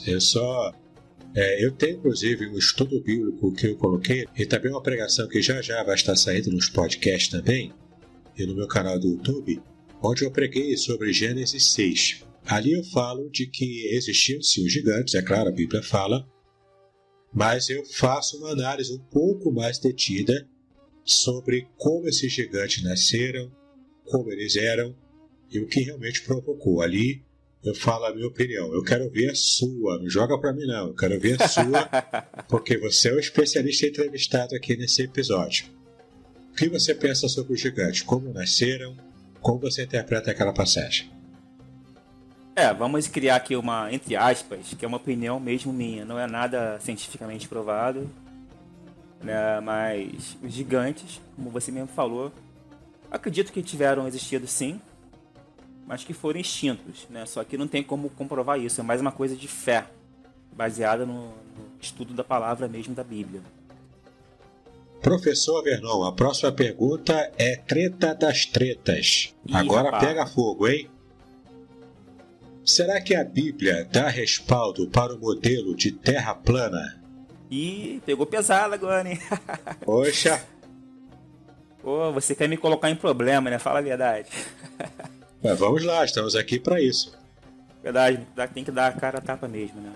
Pois é. Pra mim, como geógrafo, cara, é uma ofensa que a pessoa venha falar pra mim que a Terra é plana. Eita! Existem inúmeras provas aí que a Terra é realmente um globo. E não apenas fotos, né? Você tendo um pouquinho de conhecimento de astronomia, você consegue ver claramente que a Terra é globo. Ela é esférica, esse conhecimento, esférica. Esse conhecimento, claro, é um conhecimento geográfico. Mas, enfim, a Bíblia não dá respaldo para o modelo de terra plana. Sinto muito dizer isso para os terraplanistas. Eu acredito que eles se fiam muito estritamente a um versículo isolado para poder estar dando esse suporte para o que eles acreditam. Infelizmente, né, muitos cristãos evangélicos estão caindo nessa falácia. Tem crescido o número de pessoas cristãs que acreditam nesse modelo porque pensam que a Bíblia dá suporte, mas não dá. Por quê? Vamos pensar um pouquinho. Se for tomar pela literalidade, o modelo que eles apresentam é como se fosse uma moeda. Essa moeda tem um domo, e dentro desse domo tem o Sol e a Lua fazendo círculos assim. Biblicamente, isso é impossível. Vamos lá? Vamos ler o versículo para você aqui. Um texto muito utilizado por terraplanistas é o Salmo 19. Vamos ler aqui. A sua linha se estende por toda a terra, e as suas palavras até o fim do mundo. Neles pôs uma tenda para o sol, o qual é como um noivo que sai do seu tálamo e se alegra como o herói a correr o seu caminho. A sua saída é desde uma extremidade dos céus e o seu curso até a outra extremidade, e nada se esconde ao seu calor. Eles se prendem a essa parte, o seu percurso desde uma extremidade até a outra. Só que a Bíblia fala que o sol ele se esconde numa tenda. Depois ele corre, se apressa para chegar do outro lado e nascer de novo. Isso tem lógica? Isso é uma linguagem figurada, né? Uma linguagem poética. Exatamente. E eles acreditam E a Terra está o quê? O Sol está circulando. Só que a Bíblia fala que o Sol não está circulando. O Sol ele se põe e se apressa a correr para nascer de novo. Onde está esse versículo? Vou achar aqui para você. Aqui, Eclesiastes 1:5 fala assim: nasce o sol e o sol se põe, e apressa-se e volta ao seu lugar de onde nasceu. Pô, imagina só, o sol está lá, sobe, depois desce, pôr do sol. Isso é uma visão da pessoa que está ali na terra, né, vendo o sol percorrendo. Então o escritor bíblico, quando ele vê isso, ele narra aquilo que ele viu, né, a percepção que ele tem daquele ambiente que ele está inserido. Então, é uma linguagem que ele utiliza para poder se comunicar. Mas vamos pensar cientificamente. É possível, no modelo assim de moeda que eles defendem, o Sol se pôr aqui, vir por baixo, se apressar e nascer aqui de novo? Não, nesse modelo não, porque aí embaixo é o abismo, né? É o mundo dos mortos. Nesse modelo da Terra plana, né? Exatamente. Ou seja, o próprio modelo dele não tem respaldo bíblico. Né? A terra plana que eles utilizam não é uma terra assim judaica. Você pode estar falando sobre isso? Você que tem mais entendimento do judaísmo? Sobre na como verdade, é que eles acham a terra plana? Na verdade, a visão primitiva da Terra plana, ela de fato existiu, mas era uma visão primitiva, que não tinha nenhum critério científico na época para não cometermos anacronismo, né, como os críticos da Bíblia cometem. Mas a questão ali que você pode ver com detalhes na entrevista que eu fiz no episódio anterior, que já está disponível para você, tanto em podcast quanto em vídeo também no meu canal do YouTube, de uma entrevista como essa que eu fiz com o professor de hebraico Samuel Monteiro. E também falamos sobre a Terra plana, e ele explicou claramente que o texto de Isaías 40, versículo 22, não dá respaldo somente ele, né, sozinho, a uma terra circular. Mas também falamos ali sobre a Terra plana e como esse modelo primitivo, embora tenha sido uma crença bíblica antiga, não tem de fato respaldo para a gente defender hoje, em pleno século XXI. Siga então com seus argumentos, professor. Ou seja, nesse modelo de uma pizza, não tem como o sol se pôr numa tenda, né?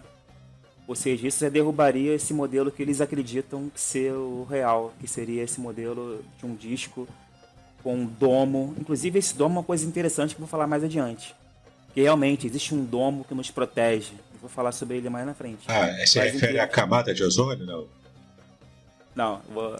então... Deixa eu chegar ao seu tempo. Então, vou deixar mas você molhar o bico. Vou deixar molhar o bico. Vai, siga. Então, o fato de o sol se pôr numa tenda já invalida esse modelo pizza que eles acreditam. E para eles o sol não fica abaixo de uma tenda, ele não abaixa no horizonte. O sol ele apenas se distancia de acordo com eles. E não é o que ocorre. O que ocorre é que realmente ele abaixa no horizonte, do nosso ponto de vista, e some e percorre seu caminho ao redor da Terra até nascer novamente do outro lado do mundo. E, inclusive, um perigo de acreditar nessa visão literal, por exemplo, que a Bíblia fala, tá? Até como exemplo que eu vou falar sobre isso, está em Gênesis 4:11. E agora maldita és tu desde a terra, que abriu a sua boca para receber da tua mão o sangue do teu irmão. A gente, por acaso, deve imaginar a terra abrindo uma boca com um dente para poder... Linguagem figurada, mais uma vez, né? Então, a gente pode empregar esse conceito de uma linguagem figurada em relação ao pensamento primitivo que aquelas pessoas tinham. Elas falavam numa linguagem para que as pessoas compreendessem o trajeto do Sol no céu, que é o trajeto aparente. E hoje em dia ainda utilizamos o pôr do Sol, nascer do Sol, quando na verdade o Sol não nasce nem se põe. Nesse modelo heliocêntrico, o Sol fica parado, estático, e todo o restante do sistema solar fica em movimento em volta dele. E todos esses movimentos são relativos, né? Porque o Sol também não está parado. Em relação à Terra, ele está parado. Mas ele também tem sim. um trajeto que ele percorre na Via Láctea, também girando em torno da Via Láctea. Ou seja, e a Terra Interessante. girando Isso para junto mim é com ele. novidade. Interessante. Ou seja, nem o Sol está parado, está todo mundo fazendo o seu trabalho. Então nós também devemos fazer o nosso trabalho. Interessante, né? E Interessante. só para finalizar com aquilo que você perguntou da camada de ozônio, realmente, a camada de ozônio é uma proteção, né? E deixa eu achar o versículo aqui. Em Jó 37:18 fala o seguinte: pois estendeste com ele o firmamento, que é sólido como espelho fundido. Até alguns terraplanistas falam, né, sobre o domo. Esse domo seria uma espécie de uma cúpula dura, rígida, que não tem como atravessar. E nas bordas do círculo temos lá gelo, a partir desse gelo que sobe o domo. Realmente, existe um domo que é o firmamento, assim, né, essa abóbada celeste que está à nossa volta. E a atmosfera, a gente pode considerar ela como um domo, como exatamente isso que a Bíblia fala, que é sólido como espelho fundido. E nisso entra a relatividade também. Que, por exemplo, quando você vai numa piscina e vai mergulhar, né, a água, digamos, é mole, entre aspas, né? Mas se você cai de barriga lá, o que acontece? Dói ou é tranquilo? Não, vai doer. Dá aquela barrigada, né? Cair de barrigada na água dói. Com Ou seja, a certeza. água, naquele momento, ela é dura, não é verdade? Claro. E agora vai um fato científico interessante. A atmosfera, apesar de ser fluida, nós respiramos esse ar, é uma proteção muito importante para a vida na Terra. E ela funciona para os meteoros como se fosse uma camada sólida mesmo. Porque o meteoro, quando vem de fora do planeta, está vindo no vácuo, sem nenhuma resistência. Quando Sim. ele atravessa a atmosfera, é como se ele batesse uma coisa sólida. Entendi, E entendi. por isso que ele explode. Então, e isso que nos protege de o meteoro cair, em muitos casos, no chão. Causaria muitos estragos. Ou Interessante. seja, uma coisa relativamente sólida que protege a gente de fenômenos naturais como a queda de meteoros. Interessante. Muito interessante mesmo. Então, no caso, sendo verdadeira a tese de que foi o meteoro que provocou a extinção dos dinossauros, foram meteoros gigantescos que foram E a atmosfera... foram meteoros gigantescos que a atmosfera não conseguiu desintegrar, não é isso? Exatamente. E a Terra ela é constantemente bombardeada por meteoros. Mais E se não pequenos. fosse... bombardeada por diversos tamanhos. Agora, somente os maiores conseguem chegar até a superfície. Inclusive, esses meteoros que chegaram até a superfície, eles são ricos em ferro. Então, foi a primeira fonte de ferro dos povos antigos. Porque os povos antigos não tinham como, por exemplo, ainda o conhecimento de retirar o ferro em processos de fundição. Com o tempo, eles adquiriram esse processo. Então, a primeira fonte de ferro puro foi os meteoros que chegaram até a Terra. Ferro espacial. Ferro espacial. Interessante isso, eu não sabia também disso. Interessante. Geografia bíblica é cultura. Falando até dessa parte, eu nem estava programado falar sobre isso, né? Mas, por exemplo, a gente vê várias eras, né, na história. Idade do bronze, idade, né, do ferro. Porque esses conhecimentos tecnológicos na fundição foi um processo. Primeiro fizeram bronze, depois fizeram ferro, até chegar aos dias atuais. Interessante E mesmo. lembrando, né? Você numa guerra, você com espada de bronze e o inimigo com espada de ferro, quem que vai ganhar essa guerra? A de ferro, claro. A de ferro. Muito mais Porque forte. é mais resistente, exatamente. Ou seja, os avanços tecnológicos moldam a história da Terra também. Interessante. Professor, como explicar geograficamente o texto de Josué, onde se diz que o Sol parou e a Lua se deteve? Ih, rapaz, outra pergunta bem cabulosa. Você quer me complicar, né? Tá dentro desse tema aqui de terra plana, né? Tá dentro desse tema também. E foi também um internauta aí, né? Um ouvinte que mandou, né? Um curioso que mandou essa pergunta pra gente, não foi? Sim, com certeza. E vamos lá, vamos tentar responder isso aí. Vamos sair desse campo um pouco científico e olhar apenas para a Bíblia num primeiro momento. O texto fala o seguinte, em Josué, capítulo 10. É preciso ler para poder situar as pessoas. Então Josué falou ao Senhor no dia em que o Senhor deu os amorreus nas mãos dos filhos de Israel, e disse na presença dos israelitas: Sol, detente em Gibeão, e tu, lua, no vale de Ajalon. E o sol se deteve, e a lua parou, até que o povo se vingou dos seus inimigos. Isto não está escrito no livro de Jazer? O sol, pois, se deteve no meio do céu, e não se apressou a se pôr, por quase um dia inteiro. E não houve dia semelhante a esse, nem antes nem depois dele. Ouvindo o Senhor assim a voz de um homem, porque o Senhor pelejava por Israel. Uma coisa interessante, para começar falando, é que a Bíblia reitera que não houve um dia semelhante a este, nem antes nem depois. Recentemente eu li um artigo científico que falava sobre uma possibilidade de ter sido um eclipse que tenha ocorrido nessa época. Realmente, você pegando alguns simuladores do céu astronômico, você consegue voltar e ver que naquela época realmente teve um eclipse. Só que então é possível perceber isso, né? Só que para mim isso não explica, porque a Bíblia é clara quando fala que não houve dia semelhante a este. Eclipses sempre acontecem. Sim. E vão sempre acontecer. A Bíblia é clara que aquele dia foi um dia especial e único, né?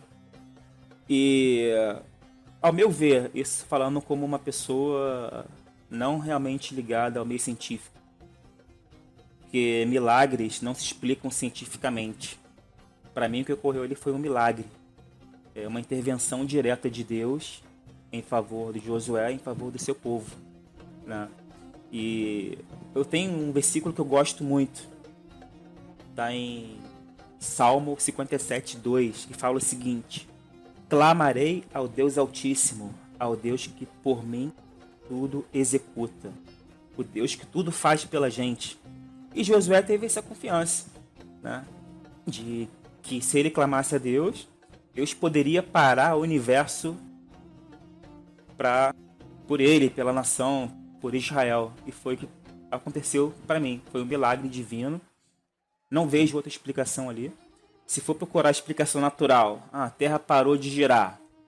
Se a Terra parasse de girar, teria vários problemas em consequência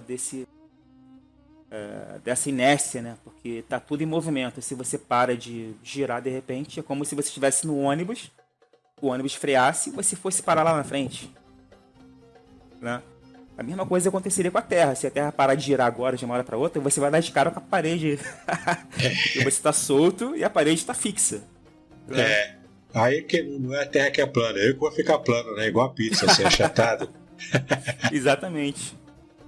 Então eu não acredito que isso tenha acontecido assim, dessa forma. Tem até uma teoria minha que na verdade o que parou ali foi o tempo, né? Deus parou todo o universo para que isso numa simulação, numa dimensão temporal, para que Josué conseguisse levar a vitória do seu povo.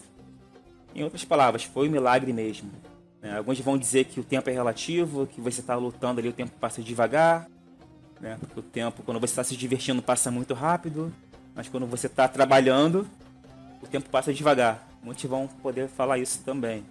Isso é a percepção nossa, né?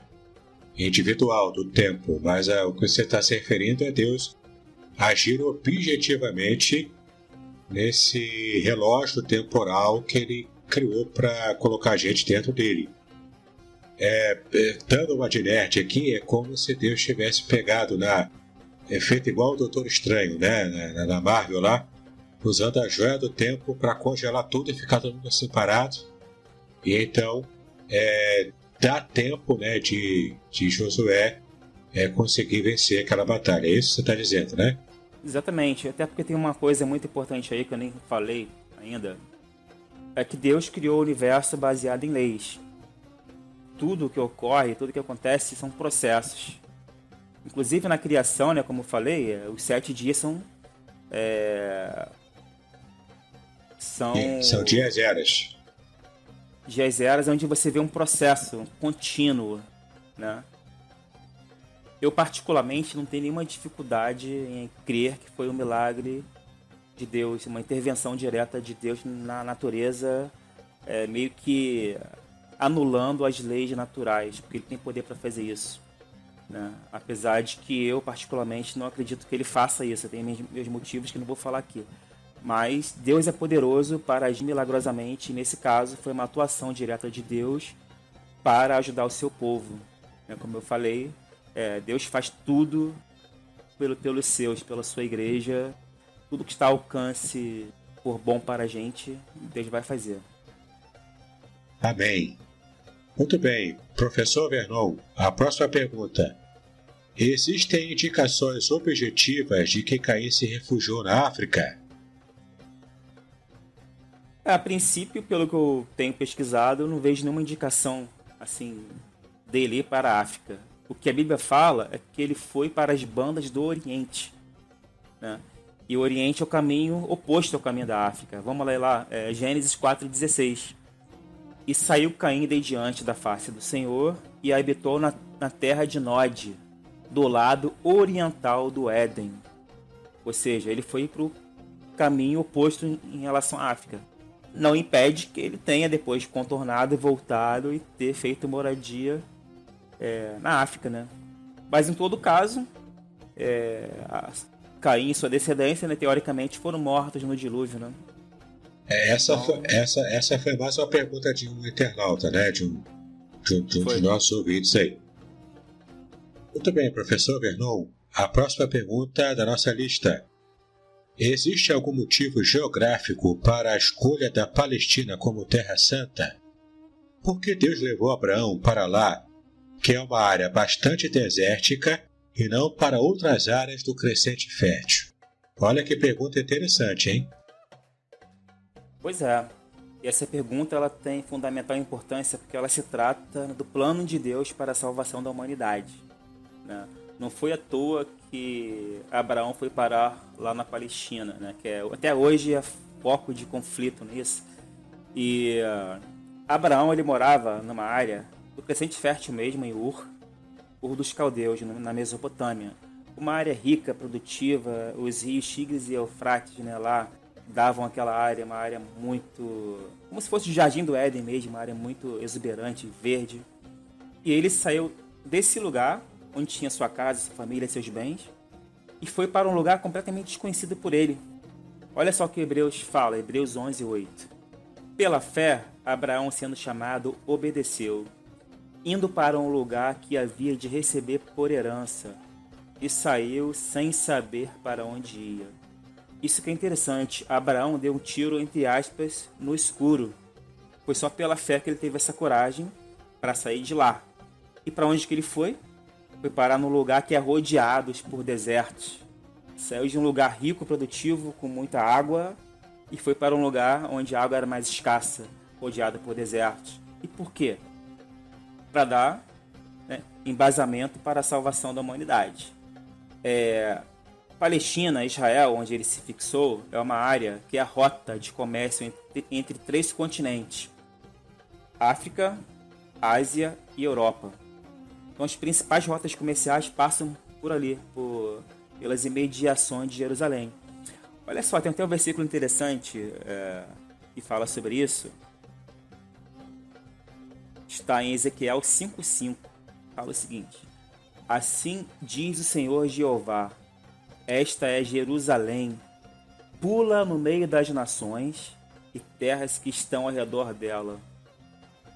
Ou seja, o texto fala que Deus colocou Jerusalém no meio das nações. E se formos olhar o velho continente, o velho mundo, que é composto por África, Europa e Ásia, Jerusalém e Israel está praticamente no meio. Ou seja, esse versículo tem o maior sentido para a gente, né, diante desse fato. E foi nesse lugar que surgiram várias civilizações. O Império Grego se expandiu, controlou aquela área. Se não fosse grego, a gente não teria a Bíblia escrita em grego. Depois chegaram os romanos, com as suas estradas, seus portos e rotas marítimas. E tudo isso serviu de pano de fundo para o surgimento do cristianismo, para a vida do Messias, né? E Israel foi um trampolim para chegar a todas as outras regiões usando a infraestrutura do Império Romano. Ou seja, Jesus morreu na hora certa, no lugar certo, e a partir desse lugar o evangelho foi propagado para as outras áreas do mundo então conhecido, né?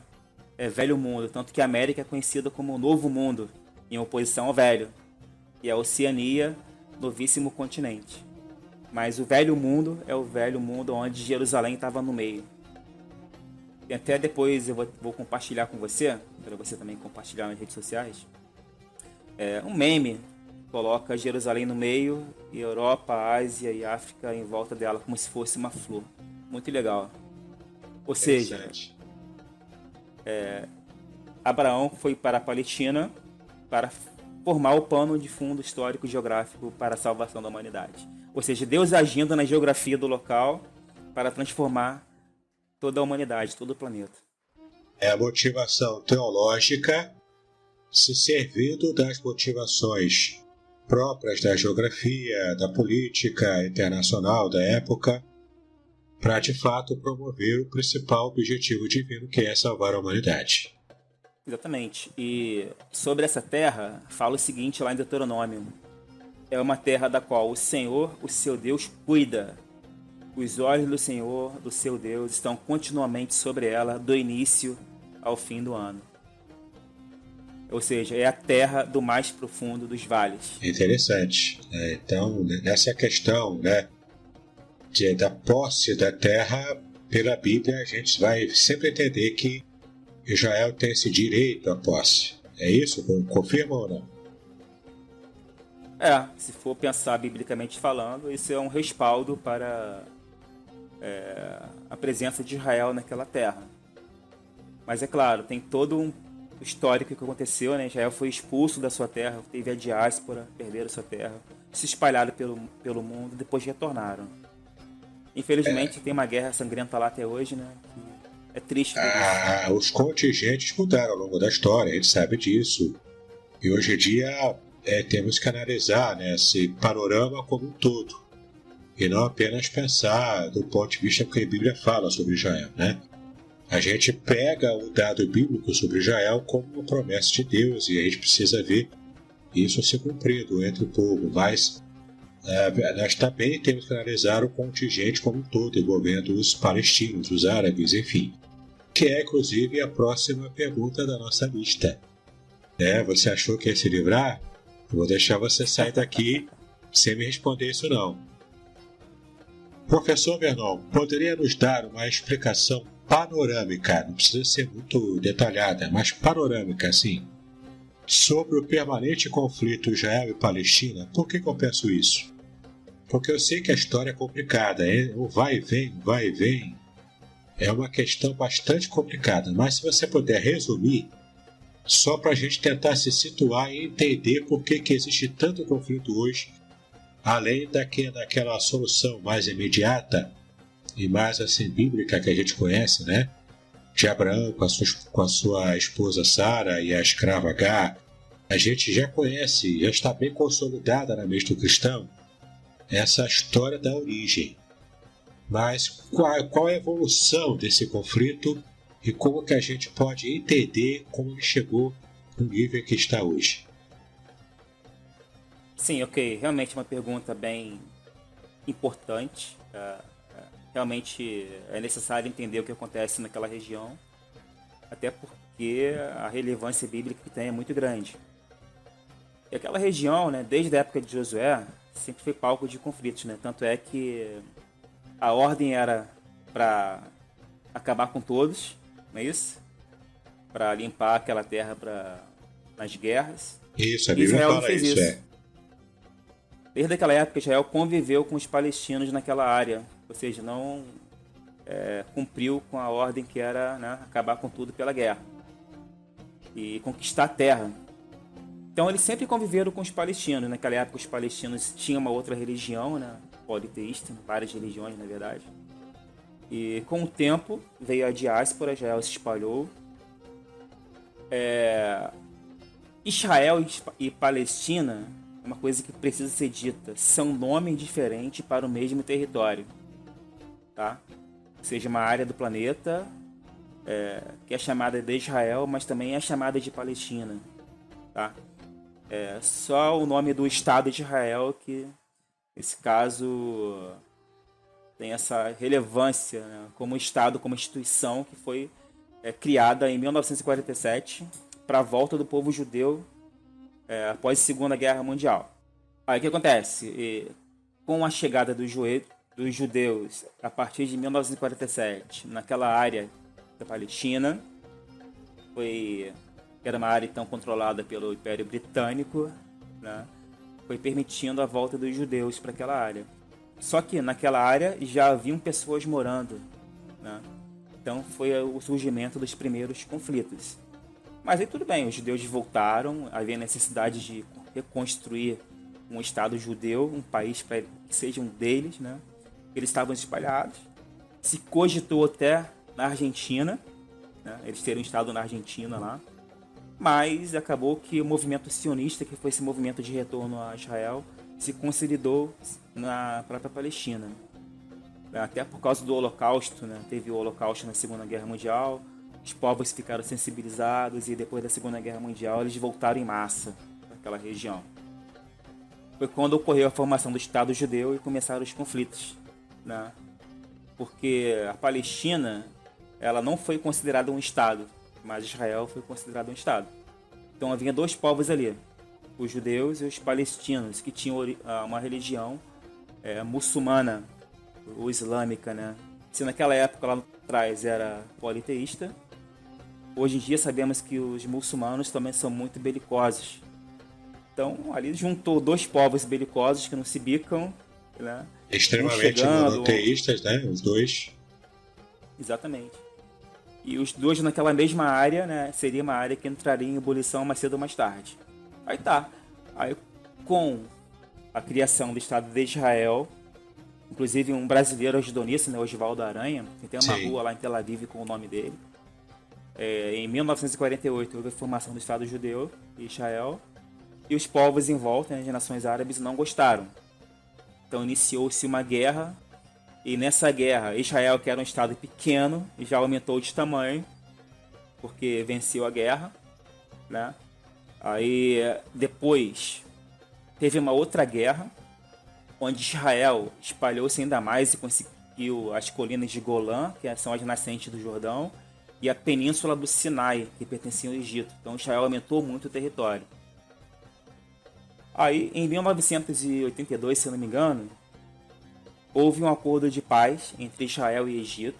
Israel deu de volta a península do Sinai para o Egito e o Egito parou de implicar com Israel, né?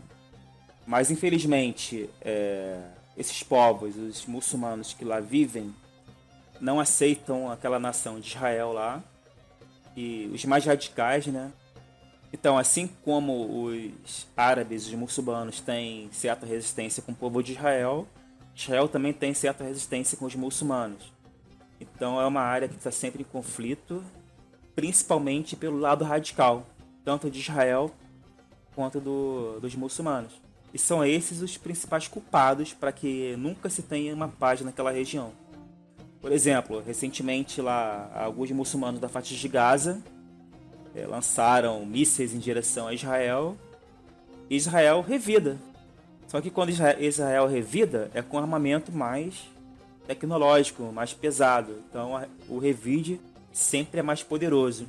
E isso gera comoção internacional, porque nesse revide mais poderoso muitas pessoas morrem, né? Infelizmente essa situação ela se perdura. E, cara, eu acredito que não vai mudar, não. Até porque a índole desses povos é uma índole belicosa, de não de extremismo puro. E quando se tem algum dirigente que queira a paz, acaba morrendo. Por exemplo, Yitzhak Rabin. Ele morreu porque um extremista judeu o matou porque ele queria firmar acordos de paz com a Palestina. Ou seja, é dos dois lados que tem essa periculosidade. Né? Exatamente. Então, esse panorama aí é muito básico mesmo, né? Eu teria muito mais coisas assim para falar, mas tem que se aprofundar no assunto também. Porque também não podemos ser levianos de não olhar o lado palestino da coisa, né? Porque eles também têm um lado deles, né? Que eles tinham suas terras e foram constantemente sendo repelidos para outros lugares. E nisso usava-se a violência do próprio povo de Israel, né? Aí eu até me pergunto, se no passado, lá na época de Josué, eles não fizeram questão de, né, expulsar todos, porque agora está tendo essa meio que obrigação, né, de querer expulsar os palestinos, porque não incorporá-los numa nação. Mas também tem o outro lado, porque os próprios palestinos, muitos deles não querem aceitar a existência de Estado judeu naquela região. Eles querem expulsar também, né, de modo completo e total. Exatamente. Para alguns muçulmanos é a aniquilação total do Estado judeu. É o pensamento. Muito bem, professor Vernon. Uma boa explicação, bastante sintética que você deu. E caso os nossos ouvintes se interessem ainda por este assunto, para pegar mais detalhes, podemos marcar uma nova entrevista, um novo episódio, para que você possa falar somente sobre isso. Topa, professor? Verdade. Com certeza. Então, beleza. Então, se você, meu ouvinte, quiser um aprofundamento sobre esse tema do conflito Israel-Palestina, embora não seja propriamente um tema de exegese, mas coloca nos comentários, entre em contato e a gente vai produzir, então, um episódio especial sobre esse assunto, tá ok? Mas já estamos quase chegando no final, professor. A próxima pergunta: como ler um mapa bíblico? Os mapas que vêm em nossas Bíblias, eles são confiáveis? Sim, são confiáveis sim, né? Porque foram frutos de um trabalho, né, de arqueologia, né? De um trabalho de anos e anos, né? Envolvendo tradição, envolvendo pesquisa científica também. E, consequentemente, esses dados são jogados em um mapa. O que é um mapa? Um mapa é uma representação de um espaço em uma folha, um papel, né? Porque, por exemplo, o globo terrestre. O globo terrestre tem como você colocar ele numa folha plana? Tem naquele esquema, né, do desenho assim, né? Teoricamente não tem como, na verdade. Exatamente como ele é. A única forma de você representar a Terra mais perfeitamente é um globo. Agora, quando você coloca um globo, você transporta ele para um plano, você tem deformações da informação. Agora, os terraplanistas vão discordar de você. Com certeza. E quanto maior o tamanho do mapa, da área, maior é a distorção quando você coloca ele num plano, numa folha de papel. Então, o que é importante dizer? O mapa é um símbolo, são símbolos escritos e desenhados que transmitem uma mensagem, tem uma linguagem. E entender essa linguagem é importante, né? E qualquer mapa que é realizado, que é produzido, ele é baseado em pesquisa. Ninguém faz um mapa e de acordo com o que ele quer. Não. Ele usa informações reais e transfere para papel, digamos assim.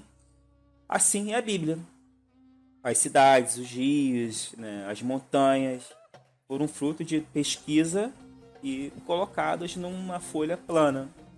E quanto mais detalhes, mais ricos for o mapa, significa dizer que é de uma área menor. E, por exemplo, o mapa do mundo, você não tem informação ali relevante sobre cada país, sobre cada cidade. Não tem como colocar tudo no mapa pequeno do mundo. Mas quando o mapa tem um recorte mais reduzido, vamos supor, o mapa de uma cidade, você consegue colocar mais informação ali. Entendeu? Da mesma forma, a Bíblia. Para que serve o mapa bíblico? Localizar os fatos, né? Onde está, o que ocorreu naquele determinado lugar, qual foi o acontecimento que se deu, se foi importante, se não foi. Por exemplo, quais são as áreas que têm maior número de rios, quais são as áreas mais secas. São temas que você coloca no mapa. Também tem a condição. O que está no mapa? Qual que é a população da cidade? Qual é o clima daquele local? Né? E a tendência também. O que pode estar mudando com o passar do tempo? Aí, no caso, temos mapas que retratam uma evolução temporal de um mesmo local. Por exemplo, minha tese de especialização foi mostrar a cobertura vegetal que se perdeu em 7 anos no município de São Gonçalo. Ou seja, o mapa de São Gonçalo de 2000 e 2007. E nesse período, o que mudou ali em São Gonçalo? Então podemos utilizar também o mapa para trazer esse tipo de informação. Ou seja, a cartografia, que é a ciência dos mapas, ela é muito importante porque ela justamente mostra o processo de confecção dos mapas. Ou seja, não é uma coisa assim feita de forma de qualquer maneira. Não, tem todo um trabalho cartográfico para poder dar validade aos mapas em si. E os mapas têm aquela divisão em cores, ou em partes mais escuras e mais claras quando for em preto e branco, com aquelas informações de metragem, né? De como é que você faz a escala. Como é que você faz isso? Você pega uma régua de 30 centímetros e vai medindo ali para saber quantos quilômetros tem de uma região para outra, é isso? Como é que é isso? A escala serve para termos uma ideia, né, em termos de tamanho do local, de quilometragem. Tem 2 tipos de escala, depende do mapa. Tem um mapa que vai utilizar a escala numérica, que é o número 1, seguido por 2 pontos e um número maior. E simboliza o quê? Vamos supor, 1 para 1 milhão. Significa que 1 centímetro no mapa é 1 milhão de centímetros na realidade. Aí você transforma esse 1 milhão de centímetros em quilômetro. Aí você vai saber que 1 centímetro equivale a tantos quilômetros. Aí você pode fazer um cálculo de distância entre 2 cidades, por exemplo. Ou então tem o mapa gráfico. Tem a escala gráfica, que é em forma de régua, que vem desenhada no mapa. E naquele desenho tem lá a quilometragem também, para você poder calcular a partir daquela reguinha. Aí você utiliza uma régua para poder auxiliar você nessa marcação da quilometragem. Esse da régua é o mais comum, né, nas nossas bíblias, não é isso? Sim. Mas também pode ocorrer de ter a numérica também. Porque eu lembro de alguns mapas que tem informação de relevo, né, das montanhas desenhadas ali, quase que em 3D. Outros mapas mais modernos eu já vi com foto de satélite da região, que é interessante também você conhecer. E tem inclusive vários softwares na Bíblia, inclusive mapas, né, na própria internet, que qualquer internauta consegue achar e fazer o seu estudo, né, apresentar talvez lá no mapa grande, quando for dar um estudo bíblico numa igreja, por exemplo. O importante dos mapas é o leitor saber ler o que ele quer dizer. E tem toda uma simbologia. Por exemplo, um pontinho significa uma cidade, uma localidade. As linhas azuis contínuas significam um rio. Se essa linha azul não for contínua, for tracejada, significa que é um rio que é perene. Que é um rio que é temporário, que ele seca nos meses mais secos, né? Nos meses sem chuva. Aí ele perde seu volume de água. Uma linha preta, cheia de tracinho, significa uma linha de trem. Então o leitor, quando for ler o mapa, tem que se ater à legenda, que é a legenda que vai explicar cada item representado no mapa. Se é um pontinho, se é uma linha azul, se é um triângulozinho preto que significa os picos das montanhas. Então o leitor tem que ter essa atenção para interpretar os símbolos localizando hoje no mapa. Muito bem, professor Vernon, já estamos chegando nas perguntas finais, que são as perguntas de despedida. Que nós já estamos, com certeza, com mais de 1 hora de entrevista, né, acontecendo. Eu tenho certeza que está sendo tão bom para os nossos ouvintes quanto está sendo para mim também. A descoberta de muitas... Fico feliz. Uma descoberta de assuntos muito interessantes. Professor, há algum projeto seu que gostaria de divulgar? Vai fazer o jabá do livro agora, hein? Com certeza. Em breve, se Deus quiser, se Deus permitir, estarei publicando meu livro. O título provisório é dos altos céus ao mais profundo dos vales. A geografia que a Bíblia ensina. Repara, não é uma geografia descritiva. É a geografia que está contida na Bíblia que nos traz muitos ensinamentos. Só que, claro, vou dar uma apanhada geral desde o universo lá, dos altos céus, trazendo até o mais profundo dos vales, aonde se deu o plano de salvação da humanidade. Interessante, é o primeiro livro de geografia bíblica que tem assim uma veia bastante teológica. Eu achei interessante. Eu estou doido para poder pegar o material e a gente trabalhar nele para poder lançar.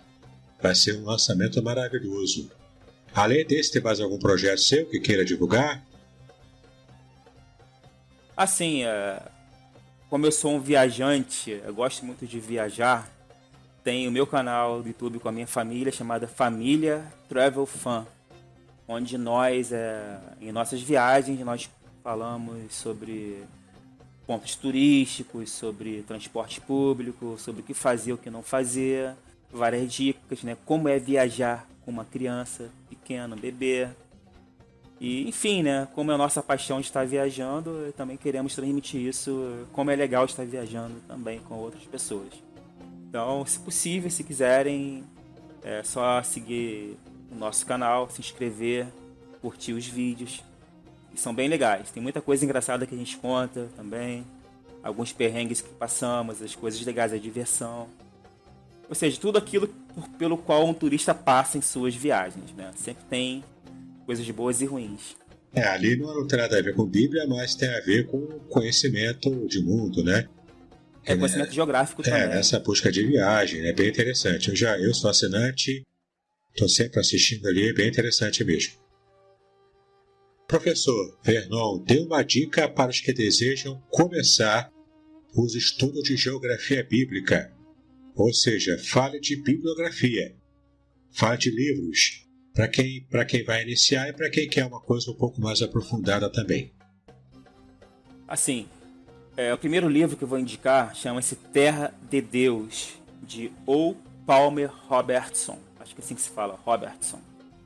É um livro que conta a história do povo de Israel e da importância da Palestina para a humanidade, como fatos geográficos. É muito legal e eu uso muito no meu livro também.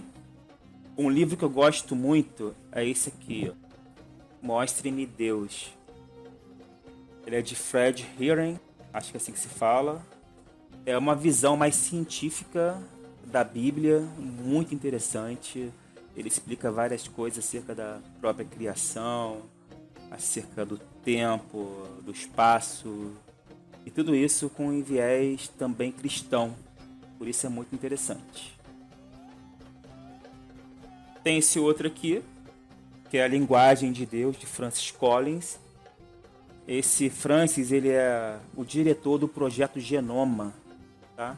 E ele traz as experiências dele, científicas também, e religiosas, e traz isso para o livro. Interessante, muito hein? Interessante. Muito interessante. Recomendo muito. E, como todo estudante de geografia bíblica, tem que ter um... O Atlas Histórico Geográfico da Bíblia, né? Exatamente.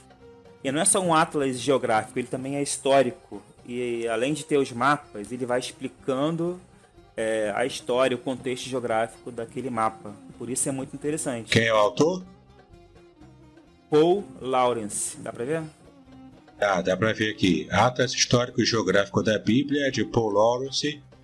A editora é o que? Qual editora é? Sociedade Bíblica do Brasil. Sociedade Bíblica do Brasil, muito bem. Olha só que legal, só para ler aqui o contracapa. Este atlas resume em forma narrativa a história bíblica desde Abraão até Paulo. Baseia-se nas mais recentes descobertas de historiadores e arqueólogos. Traz 97 mapas, 7 reconstruções panorâmicas, plantas de sítios arqueológicos e mais de 150 fotografias. Dá destaque especial a assuntos como os povos e as línguas que aparecem na Bíblia, além de incluir tabelas cronológicas e bibliografia também. Ou seja, é uma aquisição muito importante para quem deseja estudar a geografia bíblica. Parte mais descritiva da coisa. mas é muito importante. Interessante, né? Tem mais algum livro ou já terminamos? A princípio são esses aqui. Beleza. Professor Vernon, diga as suas considerações finais. Pessoal que está ouvindo, quero dizer para vocês que o principal objetivo de estarmos aqui é para a glória do nome do nosso Senhor e Salvador Jesus Cristo, mostrar que Ele é o nosso Deus e que sem Ele nada somos. Ele é autor e consumador da nossa fé, e é por isso que nós estudamos geografia bíblica e a Bíblia como um todo, né? E gostaria de dizer para vocês que, apesar de muitas das questões que foram apresentadas aqui serem questões complicadas, que às vezes não tem uma resposta fácil, encorajo a cada um de vocês a procurarem respostas. A minha intenção aqui não era ter a última palavra final acerca de vários assuntos, mas sim trazer também questionamentos para que a gente possa pensar e analisar esses fatos. E, a partir de então, chegar às nossas próprias conclusões. Então, meu desejo é que vocês se empenhem em estudar a Bíblia e não menosprezar a ciência, tá? A ciência é um braço de Deus para a gente poder adquirir conhecimento e entender as suas próprias obras, porque as obras de Deus são maravilhosas. E a ciência, ela auxilia a gente nesse entendimento da palavra de Deus e da própria criação como um todo. Eu acho isso muito enriquecedor. Eu, como experiência própria, quando eu olho, por exemplo, para um céu estrelado, ou quando eu olho para a natureza que Deus criou, à beira de um rio, ou de frente para uma praia, ou mesmo as construções humanas e a arte humana, eu consigo enxergar Deus nisso tudo. Isso é muito importante, porque isso traz alegria, traz conforto, e você vive melhor a vida quando você está em sintonia com as coisas de Deus. Então, muito obrigado por terem acompanhado até aqui essa entrevista. Espero que tenham gostado, e a intenção é, se Deus quiser, futuramente voltarmos aqui para mais debates, mais perguntas e novas experiências com o nosso amigo e pastor Davidson Bignon.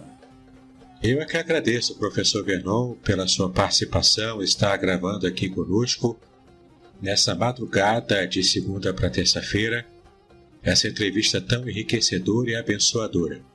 Com certeza, aquele que estuda a Bíblia em profundidade já deu para perceber o quanto é importante conhecer os temas geográficos, as regiões, saber ler o mapa. Tudo isso é muito importante. E eu tenho a certeza de que novos convites virão para que possamos fazer novos episódios com você, fazendo novas entrevistas, quem sabe até trabalhando um pouquinho de arqueologia, para que a gente possa, então, aprimorar cada vez mais o nosso material para estudar a Palavra de Deus. Muito obrigado mesmo. Que Deus abençoe o seu ministério, no magistério, e também em todas as áreas da sua vida. Amém. E a você que também me segue, seja me ouvindo em podcast, em seu agregador preferido, seja também me acompanhando no meu canal do YouTube em vídeo, eu quero agradecê-lo pela sua fidelidade e também convidar, se você não é assinante do meu canal, assine, clica no sininho. Eu tenho certeza que vai ser uma bênção para a sua vida conhecer mais materiais como esses, que vão trazer muito conteúdo bíblico para o seu conhecimento. E aproveite, assine também o canal do professor Vernon lá no YouTube, que ele já deu aqui a dica, e eu tenho certeza que você vai se divertir bastante com as dicas de viagem que ele dá juntamente com a sua família lá no seu canal do YouTube. Um grande abraço, paz e bênçãos sobre a sua vida.